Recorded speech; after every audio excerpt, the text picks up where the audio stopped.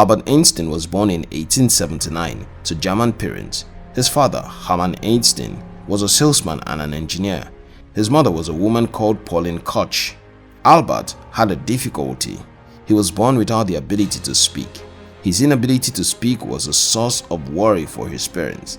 They consulted several doctors and medical experts for a cure to no avail. Finally, when it felt like all hope was lost, Albert started speaking at the age of 4. His speech wasn't really articulate, and this made it very difficult for him to establish a great rapport with his peers while growing up. His parents moved to Munich in 1880 and started Elektrotechnische Fabrik an See.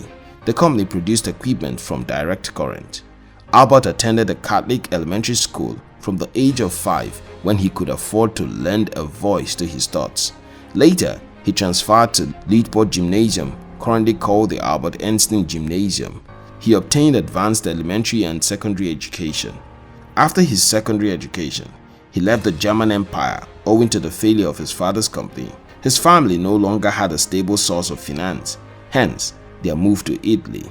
They first settled in Milan and then they migrated to Pavia. Albert wasn't a stickler for rules at school.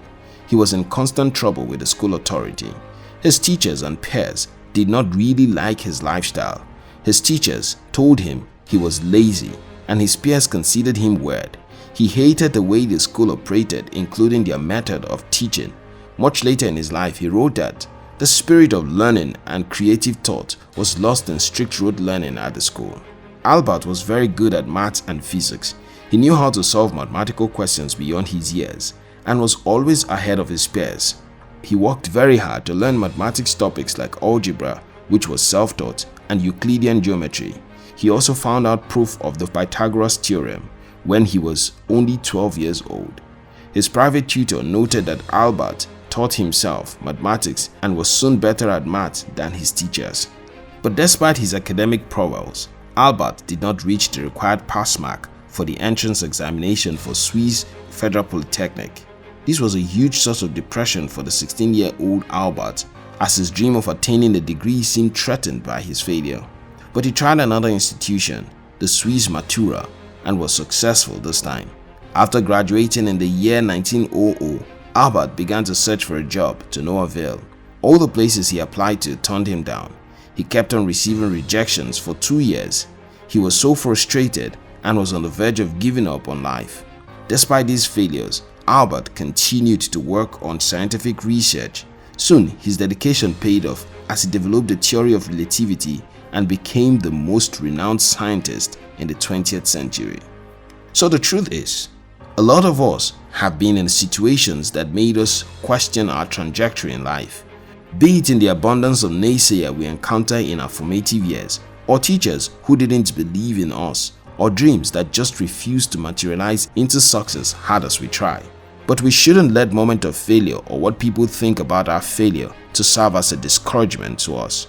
Hugh Prater said, "Discouragement, if pursued, is the exercise of an option to turn from creative to non-creative mental activity, to turn from that which builds to that which destroys." When you give in to discouragement, we give in to destruction, because the death of dreams equals the death of the individuals. Sharon Salzberg said, "In a single moment, we can understand we are not just facing a knee pain, or our discouragement and our wishing the sitting will end, but right in the moment of seeing that knee pain, we can explore the teaching of the Buddha.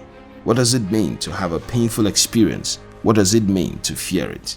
In the quote above, she draws an analogy between the pain of the Buddha and real-life experiences. Pain isn't a strong enough reason to get discouraged, which means no amount of failure should permit us to give in to discouragement. Albert Einstein was a success because even though he failed a couple of times, discouragement was the last thing on his mind.